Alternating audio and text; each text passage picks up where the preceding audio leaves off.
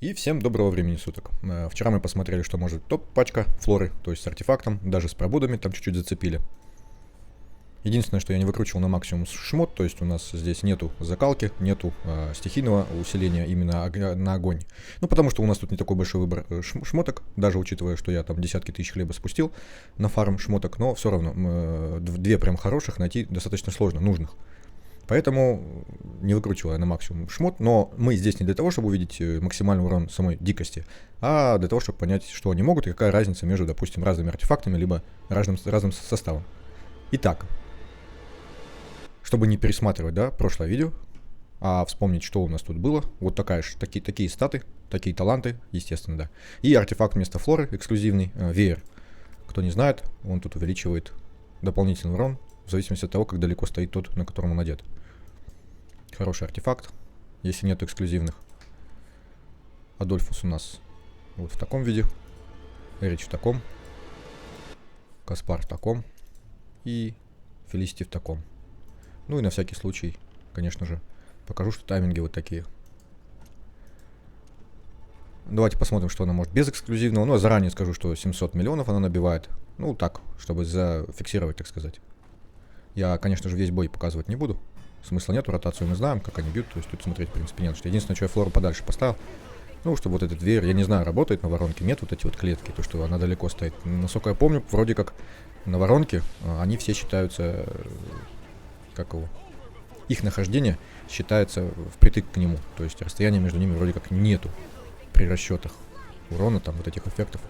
Ну, сейчас узнаем, потому что я ей помимо веера еще поставлю другой артефакт легендарный. Посмотрим, что он может сделать. В общем, смотрим. И что мы видим? Флора наносит в секунду здесь урон 770, а насколько мы помним, кто не помнит, я здесь всплывающую подсказочку сделаю. С артефактом она наносит 1 300 000. Ну, там 1 200 000, 1 300 000. В таком диапазоне примерно. А здесь у нас 780, то есть почти в 2 раза хуже. Получается разница с артефактом, с эксклюзивным, ну, то есть он колоссальная. Но по урону это получается около 30%.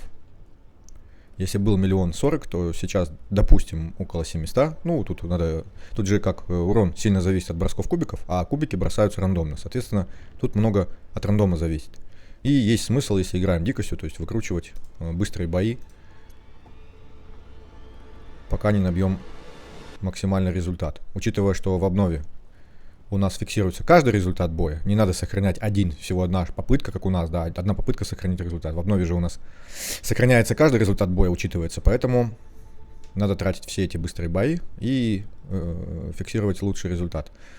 Так вот, разница около 30%, если в уроне в чистом, а если по урону в секунду, то получается около, да, почти в 2 раза. Так, теперь мы смотрим, не туда полез, вот здесь попроще, конечно. Теперь мы смотрим вот этот артефакт, потому что он не теряет свою актуальность. Есть, конечно, вот этот, мы его тоже поставим. Ну, пускай и сразу уже сравним, раз уж сюда пришли, в это поле, да. Хуберг. Давайте уже их сравним. Ничего не меняем больше. Ну и смотрим. И, как видим, с обычным легендарным артефактом, который может купить себе каждый желающий. Разница получается, ну, значительная, конечно, но не настолько. Учитывая, что у новичков проблема с покупкой миф-артефактов, потому что дубли получить достаточно сложно в начале игры. Урон в секунду у нее 655, то есть практически те же 700 тысяч, 700 с копейками. Ну, в общем, незначительная разница. Если сравнивать, допустим, с разницей, когда покупаешь вместо короны, вот этой легендарной, на снижение защиты, на разлом, покупаешь останки ведьмы, там разница очень большая. Ну, здесь, как видим, нет необходимости покупать веер, если у вас есть вот глаз гиганта. Какой еще мы можем посмотреть артефакт для нее из вот этих вот? Вот этот. Он, собственно, специализируется именно на доп. Уроне. Ну, давайте посмотрим, есть ли разница с ним. Также отобьем, ничего не меняем. Итак, мы видим, что специализированный артефакт на доп. Урон Флоре тут не особо помогает. Хотя в единицу Времени вроде как и поменьше стало даже. То есть со специализированным она стала бить похуже. Ну, как-то так. Давайте теперь уберем флору. И вместо флоры у нас будет Каспар. У него специфика та же, единственное, что у него нету этой просвещенности, необходимости набирать просвещенность у него нету. Потому что у него урон другого типа. Так, и поставим Тональнан, нашу ящерку. Вечно актуальную. Я, допустим, на 4 плюс там, ну, на второй повторке на нашей, я играю до сих пор этой ящерицей. У меня там пачка флоры, у меня рука нету.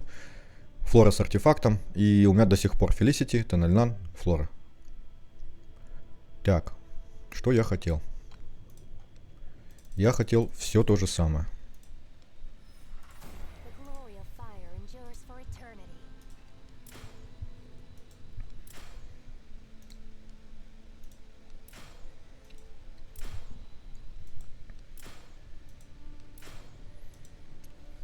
Ну, почему, кстати, эту ветку я выбираю для всех? Я пробовал и остальные. Ну, урон примерно одинаковый, но учитывая, что у них у всех идет зависимость от бросков вот этих, то есть чем больше там, тем лучше, то вот эта линия на +1 к броску кубика, ну, я считаю, что самая такая, наверное, стабильная, самая нормальная для них. Поэтому я просто все выкрутил. Единственное, что Каспару, возможно, надо какую-то другую. Так как он теперь основной дамагер будет. И будет собирать вот эти дикости с остальных. После того, как он ультует, там статус вот этот дает. На всякий случай людям напомню, если вдруг кто не вчитывался. Метку оставляет. И каждый раз, когда союзник успешно кладет дикое заклинание, бросок кубика больше 4, больше либо равен 4. Пока действует метка, герой бросает ножи врага. Вот. Ну и плюс при диком броске союзника, кубика точнее, союзников, выпадает четное значение, герой получает один повтор. Эффекта абсурдная шарада. А абсурдная шарада ему очень неплохо бустит урон. Поэтому пускай будет. Так, единственное, что мы ему уберем вот эту шмотку на хил, потому что ему нужно максимизировать дамаг. Урон. У него крит не сильно большой. Давайте попробуем ему поставить что-то на урон. Вот, допустим, вот такую. Ну, меньше, конечно, крита будет. О, а тут больше. Ой, ну тут шмотка, конечно, фартовая. У меня вообще со всех шмоток там, по-моему, всего 2 раза плюс 4 получилось на допстату. Причем не всегда на ту, которую надо. Ну, так уже поинтереснее. Так, Тональнан мы оденем. Так, а я сразу со слабыми артефактами. Может, надо какие-то сильные поставить?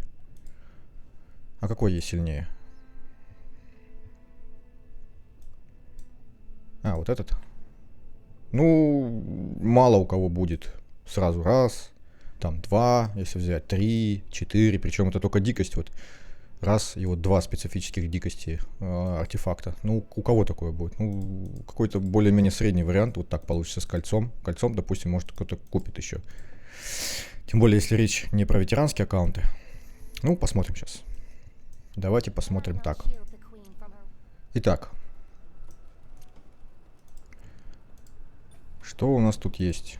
11,8, 20. Но за счет этого 18 там будет, даже меньше.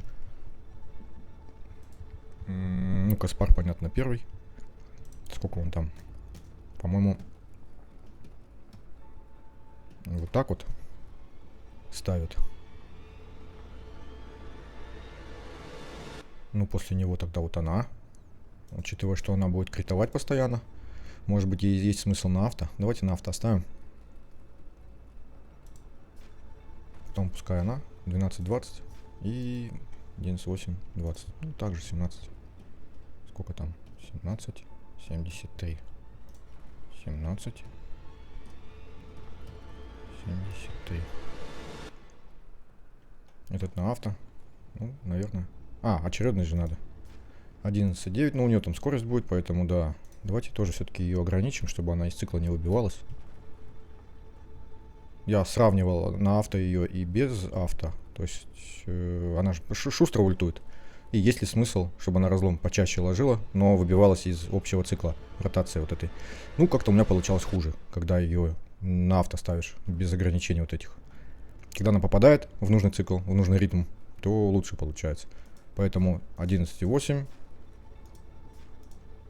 пускай 12, 12, там, ну и 1, наверное. Ну, на всякий случай, пускай будет 5. Тут мне вообще, я считаю, что это не принципиально. И то же самое здесь. Ну, как-то так, да? Ну, давайте посмотрим. Так, а что лучше, крит или этот? Ну, я думаю, что атака. Давайте посмотрим. Как мы видим, я, по-моему, тупанул, да? С этим. Или не тупанул? Со шмоткой у Каспара. Ну, сейчас посмотрим. Тональнан, вон, живее всех живых. Но надо учесть, да, что у нее миф шмот на урон чисто, а эти в сап шмоте.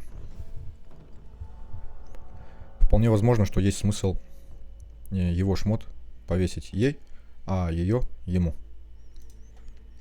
В секунду 342 тысячи, 343. Ну, для безэкзовой пачки, наверное, нормально. Я видел, что инфернала там такая пачка набивает 380 с копейками, по-моему. Ну, это, во-первых, рандом, во-вторых, разный шмот. И плюс у него я видел там вроде как стихийное этот улучшение есть, огневое, у меня его нету. Я его максимально не выкручивал, потому что задача у меня посмотреть разницу, а не максимально возможный. Максимально возможно, это мы будем выкручивать, когда у нас уже игра стартанет, а этим сейчас на тест-сервере заниматься, ну, я вообще смысла не вижу. Нет, я ему все-таки заменил шмотку, то есть у него показатели нормальные. Вот я бы, конечно, ему крита побольше дал.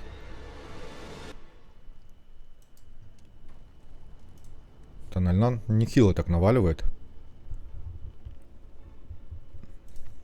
Только я не тот шмот, не ту шмотку я одел. Во-первых, не ту, во-вторых... Так. И артефакт, я думаю, что я не так одел.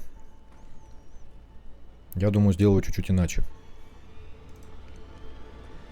И протестируем снова. Во-первых, орган я дам Тональнану. Не, Тональнане. Как она склоняется? Тональнане. Тональнане. А ему я дам... Да пускай даже тот же самый глаз. Глаз, гнев. Гнев, глаз. Глаз, гнев. Глав, гнев. Гнев. Глав, гнев. Во. Это государственная структура такая здесь, видимо. Это начальник, вот он. Глав, гнев. Так. И шмотки я обменяю. Шмотки я обменяю. Видим, что у нее сразу тю-тю-тю. Крит она себе набьет за счет там пассивки. Ну, крит урон тоже. Ей, я думаю, хватит. А вот ему не хватит. Надо бы... Какой у него тут мечики? Надо бы что-то ему с мечиками. Ну, тут крит опять просядет. А вот это уже неплохо. Но тут атака просядет, да? Ну, все равно. Пускай будет так. Хочу так. А, у нас уже такой есть. Я не заметил. Вот, нормально. Почему нет? Нормально. А, ему же этот нужен. Хил. Хил. Хотя сейчас Тональнан, обращу внимание, да? Была без скилла, без шмотки на хил. И они все без проблем выстояли. Ой, а тут уже получится... А, ну да, так и получится. Два чувака без хила. Ну, попробуем так. Попробуем так. Ладно, смотрим. И мы видим, что все-таки надо бы Тональнан одевать в урон, так как она с этим справляется лучше. 307. Все живы, все дамажили, все вроде как в тайминге попадают, но урон 307.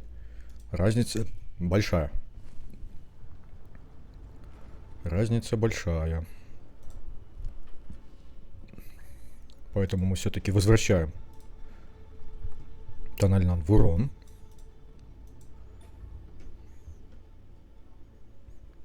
Можем оставить и орган.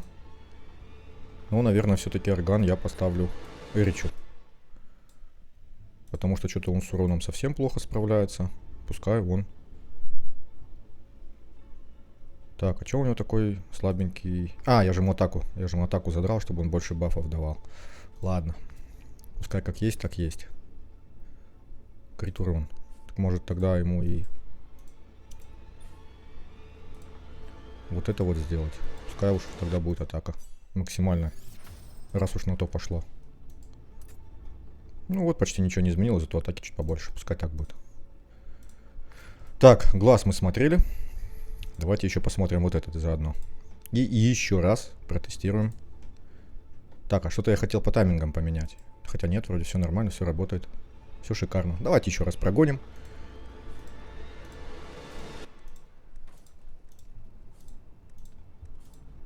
Чтобы убедиться наверняка. Ну и плюс вот этот и артефакт. Ой. Он довольно-таки тоже хорош. Посмотрим. По идее, будет примерно такой же урон, как вот и с ним. Но надо убедиться. Давайте глянем.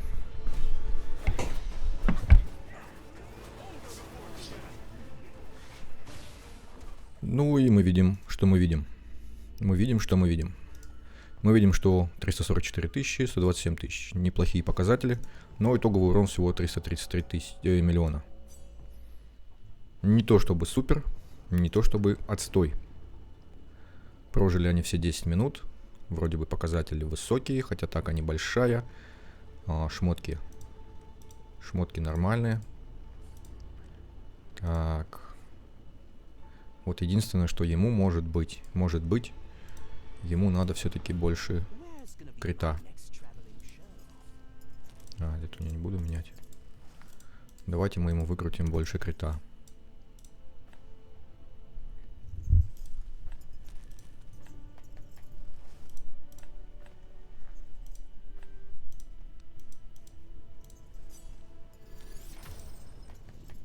Во, вот так вот. 88.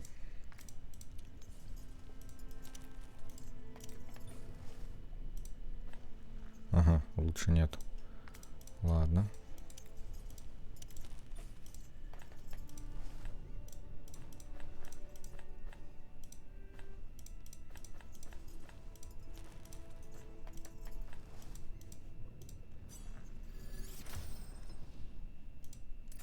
Угу. Угу.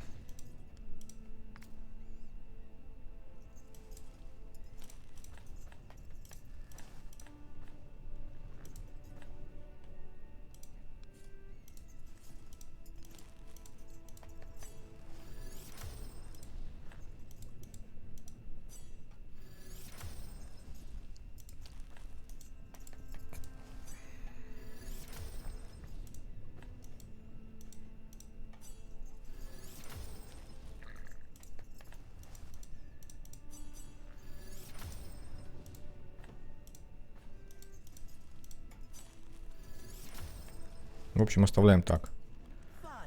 Оставляем так. Чуть больше крита. Давайте я все-таки подправлю навыки. 12,5. У этого 11,9. Давайте вот так вот. Нет, так вот.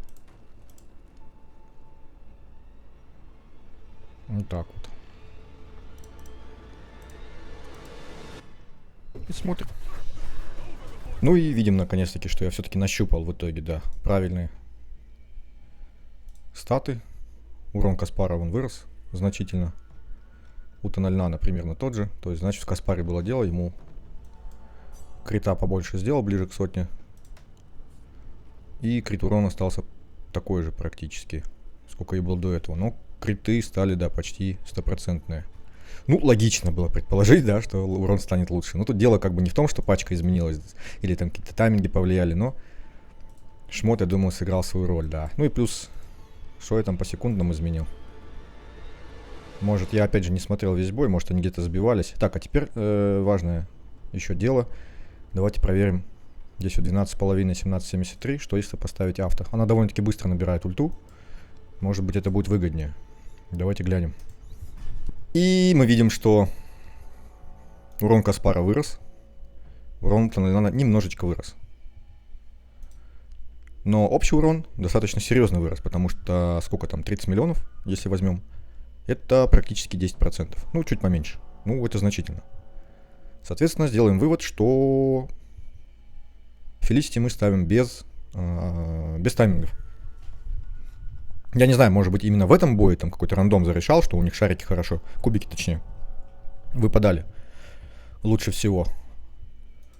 Но, конечно же, я думаю, что это Felicity. Felicity без таймингов. Итак, 426 миллионов. Образец, образцовый результат по урону. И на всякий случай закрепим. Тайминги вот такие поставил. На всякий случай, да, уточню, что Каспар первый, естественно, потому что он главный дамагер. Он с ульты ставит статус, который потом используется для нанесения урона, когда союзники будут дикие навыки свои применять. Он наносит доп. Урон. Но только не тот, который от просвещенности, а просто доп. Урон. Доп. Эффект на урон. Поэтому у нас Felicity, так как она очень быстро ультует, набирает ульту за счет своих навыков. Она у нас на разломе, ультует на авто, как можно чаще. Ну и, соответственно, эти двое ультуют после Каспара. Ну, в общем, все. Достаточно простая, на самом деле, пачка в плане понимания того, что здесь делать надо. То есть ничего там сверхъестественного. Так, шмот мы видим, да. Ну и статы, чтобы сразу еще раз пройдусь, чтобы понимать, почему такой урон. То есть если у вас будет почему-то с такой же пачкой, с такими же артефактами меньше и с такими же таймингами, то, может быть, статы решают. Потому что здесь у меня довольно-таки хороший шмот уже набран. Кстати, вот у Тональнана слишком большой шанс крит удара. Ей столько не нужно. Я даже не заметил, что я так много насобирал крита. Ей можно было процентов 50-60. Ну, как есть. То есть она может еще чуть получше. Ну, вообще отличный герой для эпика. Хотя что для эпика? Мы смотрим, как Адольфус за счет артефакта и этой шмотки держит 4. Ну, понятно, что там у них шмотки еще на хил. Держит 4 и ничего. Правда, это пока 3, но он и в 4 будет держать. Не знаю насчет 10 минут, но держит. Потому что топ-пачки с Адольфусом, с одним Адольфусом. Есть, конечно, вариант с Агоком. Но. В основном вот Адольфус. Так, сохраним вот эту топовую сборку бюджетную. И давайте посмотрим, кого. Того самого Рхаша, который у нас падает с фиолок вместо Felicity теперь. И падает очень часто. И в веб-событии, и вообще в призывах. Ну, складывается ощущение, что мусор. Ну и нигде я его в топах не видел. Поэтому давайте почитаем его скиллы. И посмотрим, что будет, если поставить, допустим, вместо Тональнана его. Так, ну вкачал я Рхаша. Давайте посмотрим его скиллы, кто не видел. Пассивка у него, если при диком броске кубика союзника выпадает больше либо равно 5, герой получает одно повторение эффекта горящее сердце на 6 секунд. И эффект горячее сердце это плюс 2 к дикому броску владельца. Его абсолютный навык получает дополнительные эффекты. А дополнительный эффект у нас такой, что выпускает, не дополнительный в смысле, а ульта у него выпускает во врага с наименьшими ОЗ мощную стрелу, наносящую плюс 800% атаки. Ну, много. Урона огнем. Если действует эффект горящее сердце, вот этот дополнительный эффект, урон от этого навыка повышается на 30%, а герой получает 20% единицы готовности абсолютного навыка. То есть он очень неплохо набирает ульту. 20%. 20%. То есть есть смысл ему ставить на авто. С одной стороны, это неплохо, что он так быстро набирает ульту. С другой стороны, вот для таких долгих пачек на воронке, это может быть плохо, потому что он будет выбиваться из цикла. Ну, из ротации. Не всегда, вот как, допустим, с Felicity, это в плюс. И, допустим, придется его ставить по таймингам жестко так, чтобы он все-таки попадал. Но тогда теряется вот этот бонус его хороший с ульты. И там он получится тогда хуже, чем даже вот, допустим, Тональнан. И боевой у него навык выпускает во врага стрелу, наносящую плюс 300% атаки урон огнем. Урон распространяется, нанося другим врагам в радиусе действия плюс 300% атаки урон огнем. Ну, 3 на 3 такой квадратик небольшой. То есть он бьет-то в одну цель, но урон распространяется, то есть на вот такую площадь. Нормально, когда речь идет про нескольких противников. Вообще у него дизайн прикольный. Такой брутальный чувак. Весь такой племенной. Весь такой охотничий. Прикольный дизайн, но мы его нигде не видим. Ни в топах, ни в этих. В общем, давайте посмотрим его в предтоповой пачке с Каспаром, Felicity и Эричем. Как он ведет себя, если его поставить вместо Тональнана. Я вот эти ветку талантов использовал вот эту, которую ему... Когда он использует ультимативный навык, ульту, получает 1% атаки. Суммируется до 10 раз. Ну, также +1 к броску кубика, если при диком броске. Ну, вот этот бонус такой же, и вот этот такой же. Будем смотреть на нем, потому что броски кубиков имеют значение. Не такой, как с флорой, но всегда имеют значение. Итак, давайте смотреть, что он будет, что он может сделать, если поставить его вместо Тональнана. Тайминги я оставил такие же. Единственное, что... А вот это вот я, кстати, что-то тупанул. Единственное, что первая ульта будет под разлом. 12.5 поставил после Каспара. Ну а дальше по умолчанию посмотрим, насколько шустро он ультует с этим доп-эффектом. И есть ли смысл ставить ему тайминги, либо ставить его на авто. Шмот я просто перекинул с Тональнана. Смотрим. Так, ну и что мы видим? Мы видим, что РХ часто попадает вне цикла, вне ротации, вне необходимой последовательности. Но при этом мы видим, что у Каспара под 500 тысяч урона в секунду. Мы видим, что у РХ постоянно держится 10 эффектов. Получается, их максимально 10 штук, этих горячих сердец. И что-то тут пишут, что плюс 100%. Ну, в общем, он держит 10 этих эффектов. Стабильно. То есть постоянно получает плюс 20 к ульте и плюс 30% урона к ульте. И мы видим, что хоть и Каспар наносит много,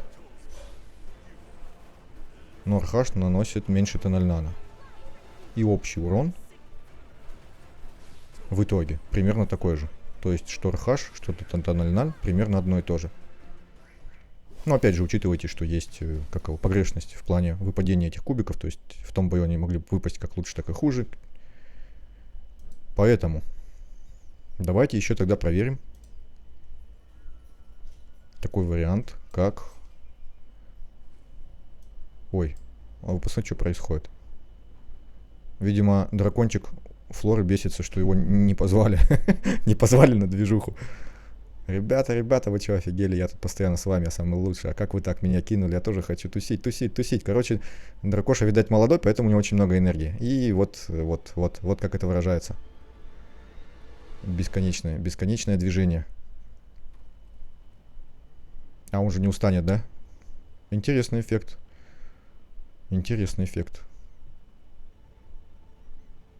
И очень шустрый дракончик. Так, ну ладно. Не будем отвлекаться на дракончика, хотя он всеми силами привлекает наше внимание. Хотел тайминги поставить РХ, чтобы он постоянно попадал в цикл. Мотоцикл. 2 колеса. Это мотоцикл. Так, 12,5. И поставим ему также 17,7. 73. Посмотрим, что изменится. Что еще я хотел поменять? Да, вроде бы больше ничего.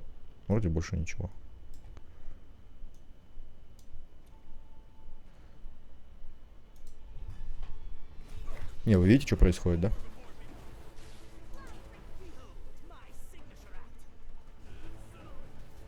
Прикольно. Неугомонный. У нас так, точнее, у меня котенок был на передержке, попросил. Хороший знакомый, я в отпуске был. Хороший знакомый попросил котенка у себя подержать. А у нас квартира недавно была куплена, тогда еще ремонта не было, то есть линолеум везде. Это было давно, лет, сколько, 20 назад, по-моему. То есть везде линолеум голый и котенок мелкий.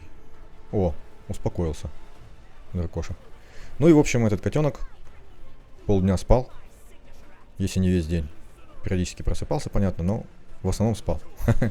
И такой у него ритм был, что ночью он обязательно просыпался. И поэтому линолеум носился туда-сюда, прыгнет, короче, на линолеуме, шорк своими когтями по линолеуму. А они же когда тормозят на этом линолеуме, да, они как когти выпускают, ших, туда-сюда, потом прыгнет на диван, по нему начнет носиться, на меня прыгнет. Неугомонный был, вот как этот дракоша. Спать мне не давал. Но дракоша хотя бы спать дает. Ну и как бы вон, быстро устает, оказывается. Я думал, что он вечно тут будет летать. Нет, не вечно. А, так это не Флоры дракон, это же это дракон вот этой статуса, вот этого, я туплю. Не, может быть это дракон Флоры, просто он используется и здесь тоже. В анимации вот этого статуса дикости. Что мы видим? 430, 90. У Рхаша постоянно его эти висят, да? Горячие сердца 10 штук, да, стабильно. У Каспара стабильно 20 этих шарат, которые дают ему сколько там, 100, по-моему, процентов. Или 200, 200, по-моему. Ну 20 эффектов по 10%, 200, да. И мы видим, что за 2 минуты они нанесли, ну, почти 80, то есть 40 миллионов. Каспар уже вон 470, 480. То есть где-то 40 миллионов в минуту, то есть будет за 10 минут, опять же, около 400 миллионов. Ну, то есть разницы почти никакой не будет. Ну, давайте посмотрим до конца. В конце, точнее, результат итоговый. Так, ну и получается примерно то же самое. В рамках погрешности 412. И все-таки придется тогда сделать еще раз.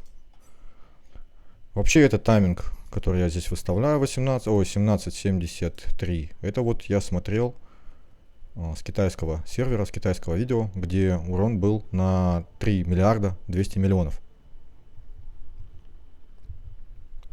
Я не стал особо думать над тем, почему именно такая цифра. Я сразу предположил, что китайцы, возможно, как-то очень-очень-очень точно просчитали время срабатывания, там анимации и плюс бонусы вот эти от сета, которые ульту заливает. Поэтому я поставил так, давайте поставим по-нормальному 18. 18 они точно успевают, потому что здесь у него 20 секунд, минус 10%, то есть будет 18. Давайте попробуем так, чтобы хаш нормально попадал под ульту Каспара. И кто обратил внимание, Фелисити на авто часто бьет не вовремя. То есть да, в общем она, пачка, когда она стоит на авто, наносит больше за счет того, что она часто разлом кидает. Но часто она не попадает в нужный момент в ротацию вот между ними. И если бить в ручном режиме, ультовать, допустим, ею, следить за боем и корректировать постоянно, либо просто вручную использовать, то возможно, что можно набить урона побольше.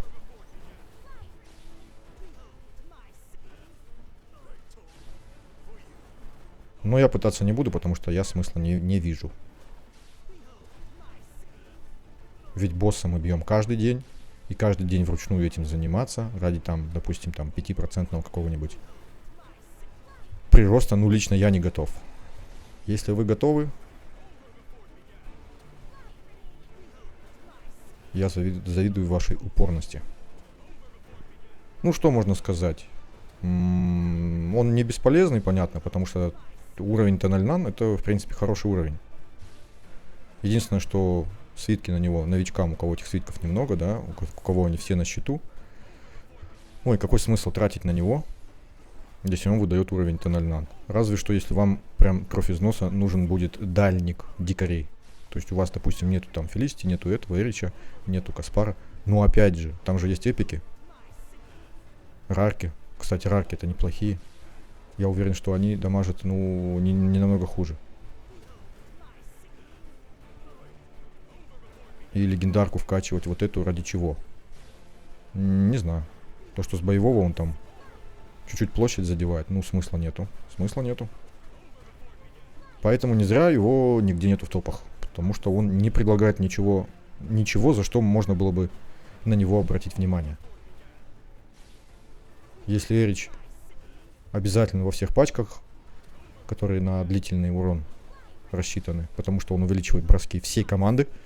Если Фелисити у нее там до скольки? До 5 или до 8? До 8, по-моему, ударов с ульты может быть, если ей повезет с бросками. Плюс она разлом кидает, плюс она быстро набирает ульту. Ну, то есть, она тут обязательно, он тут обязательно. Торхаш не предлагает ничего. Было бы, допустим, у него какая-то ульта очень быстрая. Вот он плюс 20 получает процентов к ульте, но это на итоговом уровне особо-то не играет роли. Ну и видим те же цифры в итоге. 417. Каспар у нас под 500, этот под 100. Ну, время потратили мы, да, но... Ну, единственное, что у него все в ульте с его уроном. Быть может, есть смысл. Ну, я сомневаюсь, конечно. Ну, я не знаю, попробовать стоит, не стоит, чтобы уж точно сказать. Я вот этот артефакт не рассматриваю. Потому что, ну что он сделает? Максимальное количество повторений. 5. Если предиком, владелец кубика получает бонус к урону на 10 секунд. 7 на 5, 35%. Это хороший бонус, хороший артефакт. Но мы уже не будем его рассматривать, потому что мало у кого он будет, а у кого он будет, все и так понимают, что его надо брать. Если мы хотим максимально увеличить урон этой команды. Вот с таким артефактом я еще попробую, раз у него в ульте все. Может быть, бонус на урон к ульте будет лучше, чем тот бонус на крит урон. И плюс здесь больше атаки. Насколько больше? Где там он? Вон, на 1000 почти, на 700. И 60% крит урона. Давайте посмотрим. Так, а по атаке 2700, 1600. А если он возьмет вот этот?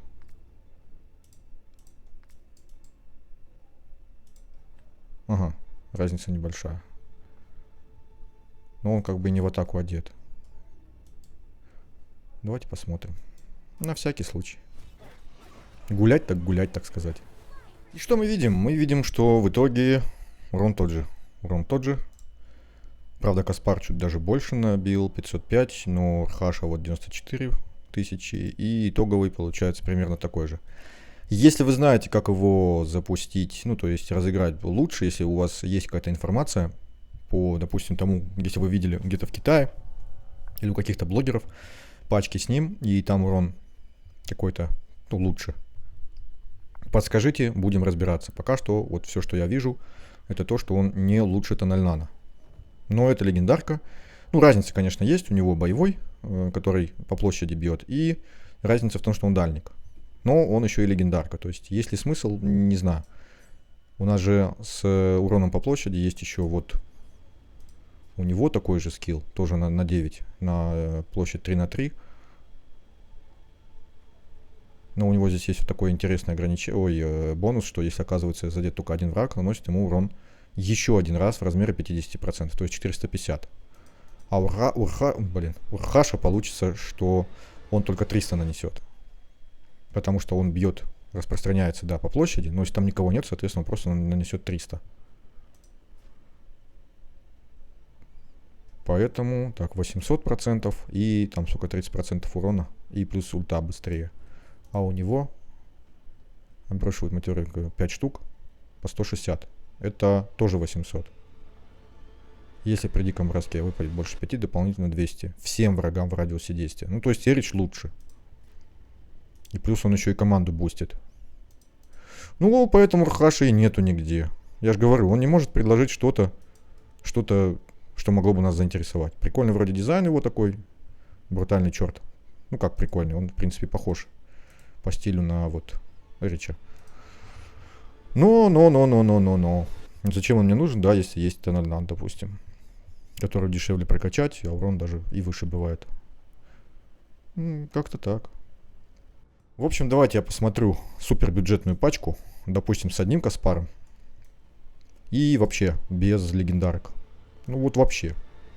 Посмотрим, что они смогут сделать без них. Дикари, в смысле, без легендарок. Итак, вот что могут наши эпики и одна рарка. Урон в секунду такой вот. Тональнан у нас в топе. Но она одета лучше всех. Это мой первый заход, поэтому тут еще поиграться надо. Допустим, вот ее. Я одел на сабсет. А возможно, что она будет играть лучше никак. Ну, как дамагер, а не как сабсет. Я единственное, что я не понял здесь, кому лучше разлом дать. Поэтому я ее одел в разлом, потому что у нее здесь наносит врагам ля-ля-ля. Если при диком броске кубика соединена, применяет этот навык еще раз против случайного врага до 3 раз подряд. И она довольно-таки часто разлом ложит. То есть она практически всегда разлом ложит, кладет. Поэтому я ей поставил. У Алфи, поскольку у него тут сколько там, 16 секунд, минус 10 секунд с этого сета. Ой, 10 секунд, 10%. То получается он постоянно, он же на 15 секунд этот статус, который плюс 1 к броску. Но не на 100%, а на 70%, что увеличится бросок на 1. Получается, он постоянно держит этот статус. Ну и какой-то урон наносит слабенький, плюс у него куча атаки задрана, чтобы он раздавал ее остальным. Хотя кому, да, вот ему он там дамажит более-менее. Сам он там особо не дамажит. Она тут за счет того, что она в разломе, тоже особо не дамажит. У нас Тональнан здесь главное. Ну, плюс у нее здесь миф-артефакт. И офигеть, какие статы задранные. То есть больше 300 крит урон. И крит шанс очень высокий. Хотя, конечно, есть только не надо. Но что поделать. Вот такие вот статы здесь собрались. Что можно попробовать? Можно ей разлом, но тогда сильный урон упадет. Все-таки из эпиков это самый сильный дамагер. Ну и эпиков, и рарек. Поэтому я считаю, что только ее надо одевать в дамаг. Ну, в смысле, в первую очередь. Во вторую, может быть, ее. Но можно было попробовать его, но он же не наносит урон с ульты, поэтому он разлом не кинет. У этого тут лишь один удар, то есть тоже не подходит. Есть еще вот они. Тоже один удар. Тоже один удар. Вот здесь вот можно попробовать, как разломщицу, кинуть ее. Она еще и бафает себя на атаку. Ну, как бы это не важно, я сомневаюсь, что она там какой-то значимый урон нанесет. Но с ульты, допустим, она наносит 3 раза по 280. Это, извините меня, причем предварительно получают в слине атаки. Это 840, да? 840%. Ну, это дофигища. Бросать на врага, нанося 350 тоже неплохо. Если при диком броске кубика выпадает, герой получает 3%. Еще и ульту набирает за счет остальных по 3%. При таком броске тоже неплохо. Короче, ее тоже надо тестить. И возможно, что ее надо бы на разлом. Это что-то типа бюджетной, супербюджетной версии Felicity. Тоже набирает ульту. Ну, понятно, что не 8, там, не до 8 раз, а всего 3, но стабильно 3 бьет. Высокие проценты. Не зависит от крита, зависит от бросков союзников, а они бросают часто. Поэтому, ну, надо попробовать. В общем, такой пачкой. Ну, не буду я ее менять. Тайминги у меня вот такие. То есть, сначала она кидает разлом, ну, ультует. Он по КД поддерживает вот этот статус плюс 1 бросок. И, соответственно, ну, он просто бьет. Уже по разлому. А Тональнан в конце. Почему? Потому что в начале боя, пока она свою пассивку не набрала, ей надо... Там же пассивка какая? Кто не помнит. Дополнительно получает 20% к шансу крит удара. Это по умолчанию сразу. Если при диком броске кубика союзников выпадает 5 или больше, дополнительно получает 5 крит урона. Эффект суммируется 20 раз. Ну, то есть, чтобы быстрее собрала вот этот доп-эффект. Поэтому она по таймингам в конце. На урон это никак не влияет. Имеется в виду на ротацию. То есть очередность, как они ультуют. Нет, подождите, не на очередность. Короче, на ротацию не влияет. Она здесь последняя только потому, что в начале боя, пока собирает тот доп-эффект с пассивки, она просто так его соберет быстрее чуть-чуть. Ну, то есть разница там вообще малюсенькая будет. Ну, она будет чуть. Зачем ее терять, да, если можно не терять. Поэтому вот так вот. Если здесь что-то прям принципиальное можно улучшить, ну, подскажите. Честно скажу, вот выпытывать каждую пачку, там, вплоть до эпиков, до рарок, сидеть, там, перебирать все варианты, там, каждый раз пробивать воронку, там, по 10 минут и смотреть, что изменилось, это нужно очень много времени. И вот прям дотошно это сделать, ну, нету такой возможности, потому что представьте, сколько еще тем есть по игре, которые вот из-за этого буксуют, то есть не обозреваются. Это уже, тем более, что не такой частый случай, когда у людей вообще нету легендарок. Понятно, что новичкам возможно, что это пригодится, но так как игра сыпать начала много, плюс многие будут стремиться собрать дикость, плюс легендарки рандомные, да, плюс веб-ивент есть, плюс там еще много чего. Ну, то есть и мало у кого будет вот такая пачка, как мне кажется. Хотя, может, я ошибаюсь. Но даже если у кого-то она будет, то этой информации, в принципе, для старта достаточно. То есть уже 156 миллионов сравнительно с теми пачками, которые с Каспаром набирает, и с легендарками. 400, сколько мы там видели? 20.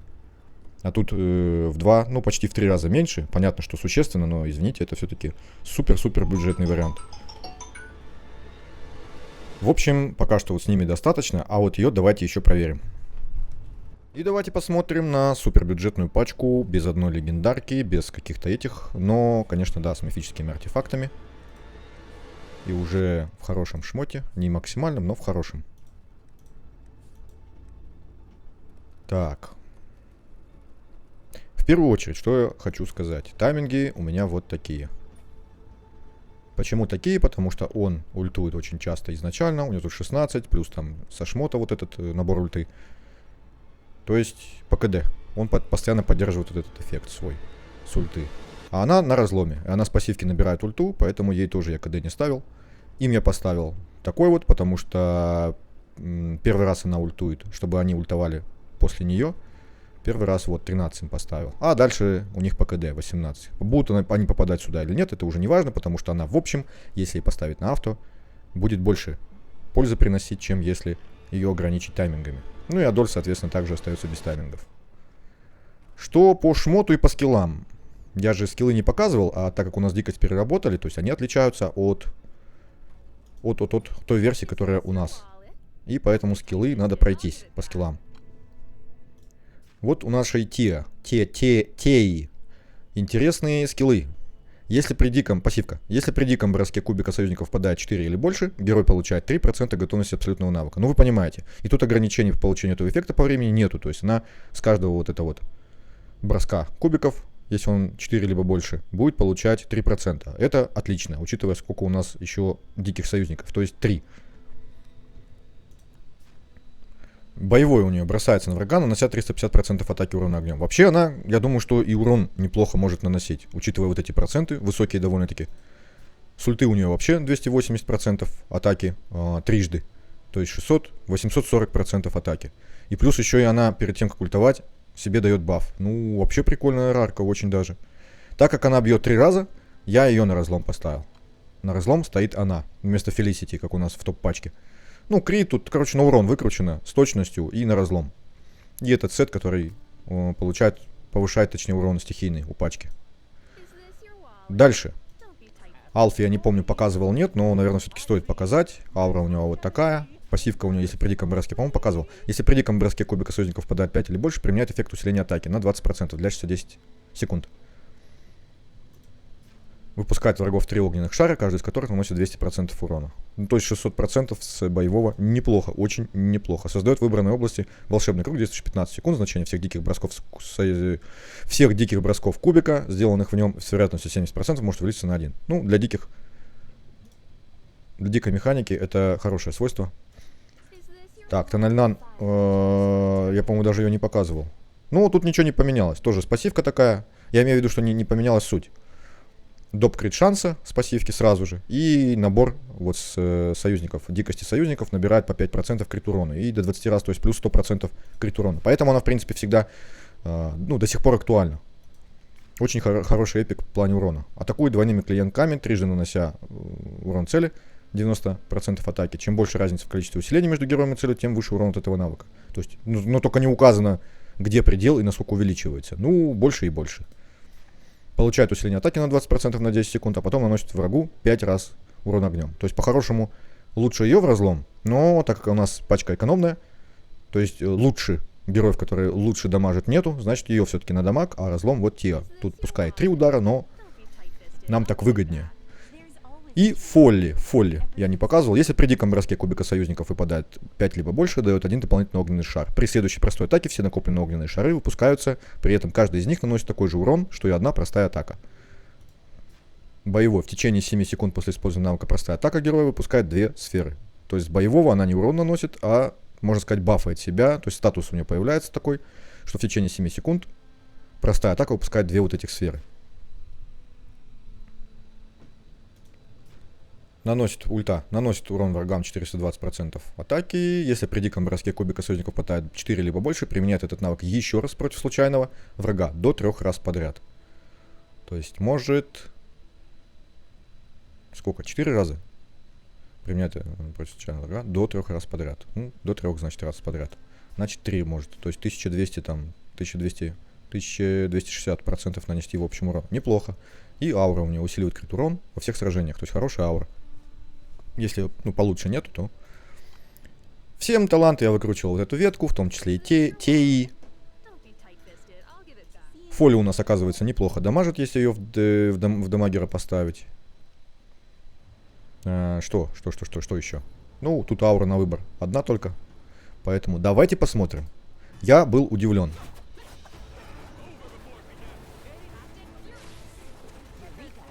Так, давайте посмотрим статусы. Вот разлом уже висит. Смотрим, как Теа набирает с бросков дикости себе ульту. Вон, тинь-динь-динь, по 3%. Тинь-динь-динь. Тилинь-динь-динь. Ну и, соответственно, почему я всем выкрутил вот без раздумий особых, да, без проверок там, вот эту ветку талантов на броски дикости? Потому что у нас основной эффект классовый на вот этот статус, когда все броски становятся максимальными, он набирается за счет чисел с бросков. Ну, соответственно, тут гадалки не ходи. Этот эффект вот с талантов будет полезным. Всегда будет полезным. Не знаю насколько, то есть максимально полезным либо нет, либо есть лучшие варианты. Но такой простой вариант, всем эту ветку и, пожалуйста, урон очень даже. Тональнан, видим, что уже 150 тысяч в секунду наносит. Фолли, как видим, уже почти 100. Понятно, что не 150, но тоже неплохо для эпика. Ну, а Алфи у нас, да, чисто бафер, так сказать. Хотя у него вроде бы скиллы там такие агрессивные, уронистые. Но вот как-то так. Тео, кстати. Хотя она и в сете на разлом, но на баф союзников. Но 20 тысяч тоже наносит. Хотя она рарка. Ну и смотрим. 2 минуты прошло. Почти. И мы наносим практически 20 миллионов в минуту. То есть за 10 минут мы нанесем 200 миллионов. Ну, примерно. Сейчас посмотрим, сколько конкретно. Какие, кстати, у нас тут статусы висят. Посмотрим. Вот бонус со шмотки. Вот усиление атаки, усиление атаки. Ну, в принципе, больше ничего тут, да? Усиление атаки. Усиление атаки. Усиление атаки. Ничего такого. Ничего такого. Открытый урон. В общем, посмотрим сейчас, сколько они нанесут.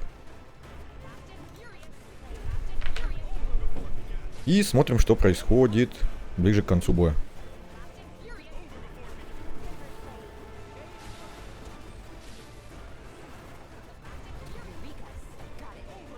А происходит то, что они умирают раньше.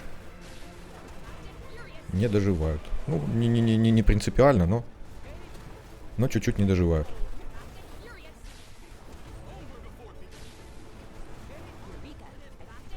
Тональнан у нас 160. Как она, Фолли? Соточка. Ну, и эти так, формальный урон наносят.